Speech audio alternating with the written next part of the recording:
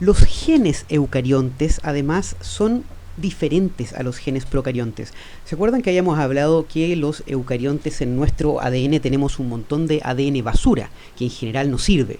¿Sí? Los procariontes, en cambio, no, prácticamente no tienen ADN basura, tienen un gen al lado del otro. Pero además, nuestros genes internamente también tienen ADN que en el fondo no, prácticamente en todos los casos, no sirve para nada. Es ADN que es como ADN basura, pero no se le llama ADN basura porque al ADN basura en general, el ADN basura se le llama al ADN que no sirve para nada y que está entre medio, entre un gen y el otro gen. En cambio, dentro de cada gen existen ciertos lugares que también son inútiles y que se llaman intrones. Y por lo tanto, cuando se crea el ARN en los eucariontes en el núcleo, cuando se transcribe el ARN mensajero, este va con estos pedazos de ARN transcrito a partir de ADN que no sirve para nada y que se llaman intrones. Los lugares que sí son codificantes, los lugares que codifican para proteínas dentro del ARN, se le llaman exones. Y por lo tanto, en este tiempo que pasa el ARN mensajero eucarionte en el núcleo, una de las cosas que debe hacer es sacarse los intrones para quedar como un paquete de solamente una secuencia de solamente exones, ¿sí? Tiene que sacarse los intrones, tiene que sacar los intrones para poder quedarse con el área codificante que son los exones. Y nosotros tenemos tanto ADN inútil realmente en nuestro genoma que los intrones son frecuentemente más grandes que los exones. Así que un gen, por ejemplo, de 5.000 nucleótidos, 20.000 nucleótidos son exones, son intrones, perdón. Los exones es el área codificante.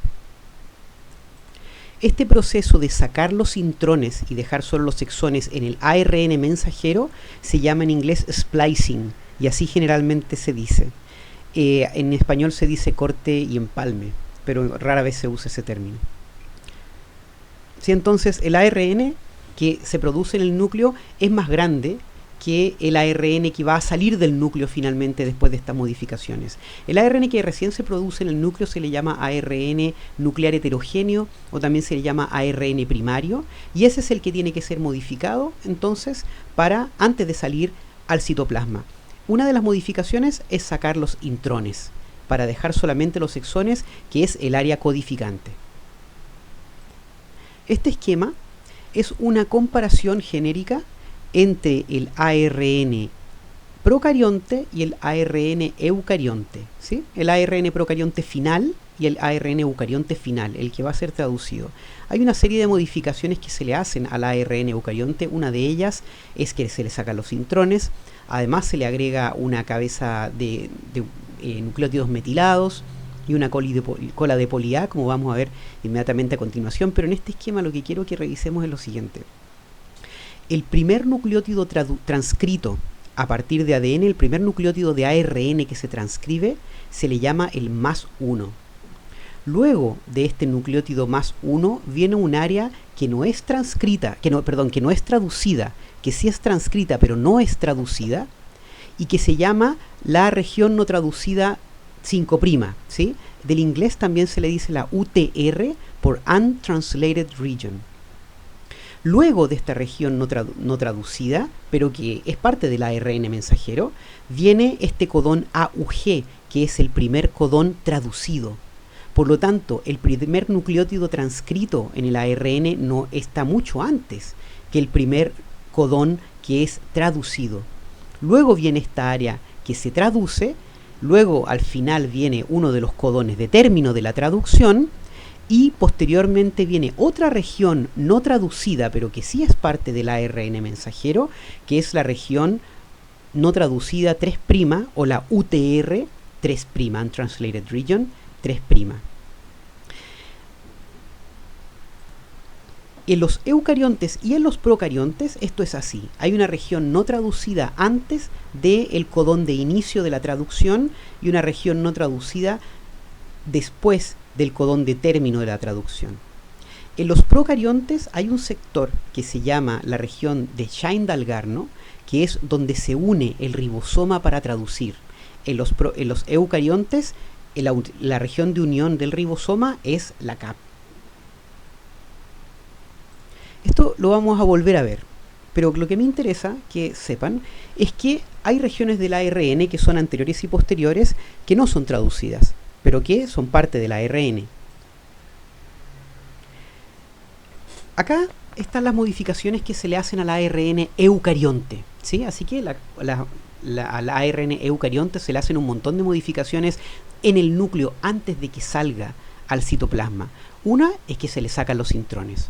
Otra, que se le agrega una cabeza de nucleótidos metilados. Esta cabeza sirve de protección, sirve de señal y también sirve para unirse al ribosoma.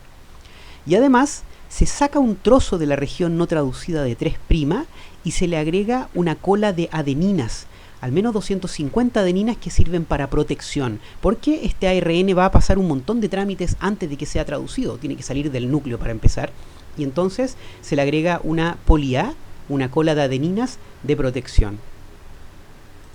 Esto es algo relevante. Solo el 25% de los ARN heterogéneo nuclear, de los transcritos primarios, de los ARN primarios, solo el 25% de los ARN que se crean a partir de ADN efectivamente terminan todo este procesado y salen del núcleo. Todos los demás ARN, el 75%, se quedan adentro del núcleo y nunca son traducidos. Solo el 25% sale del núcleo y es traducido. Y esto es porque en el fondo, en este punto, hay una región de control de la transcripción, de la traducción, una región de control de la expresión de proteínas. En general, hablamos de expresión de proteínas cuando nos referimos a todo el proceso, ¿sí? Transcripción de ARN, luego la traducción y luego incluso la llegada de la proteína al lugar en donde le corresponde. Esa expresión de proteínas en los eucariontes y en los procariontes también, pero en los eucariontes sobre todo, tiene que estar tremendamente controlada. ¿Por qué? Bueno, porque tenemos muchas células diferentes, pero todas esas células diferentes tienen el mismo ADN. Y sin embargo hay que producir proteínas radicalmente diferentes en los riñones que en el estómago, ¿verdad? Y por lo tanto el control de la expresión de proteínas es fundamental. Una de las partes más importantes en donde se controla la expresión de proteínas, y que vamos a ver en más detalle después, es en la transcripción. Y otro de los puntos en donde se controla la expresión de proteínas, en el fondo se controla qué ARN va a ser traducido, es en este punto. Van a salir más rápidamente, van a ser procesados más rápidamente aquellos ARN que se requieran en más cantidad. Y los que se requieran en menos cantidad van a ser retenidos, su procesado va a ser más lento.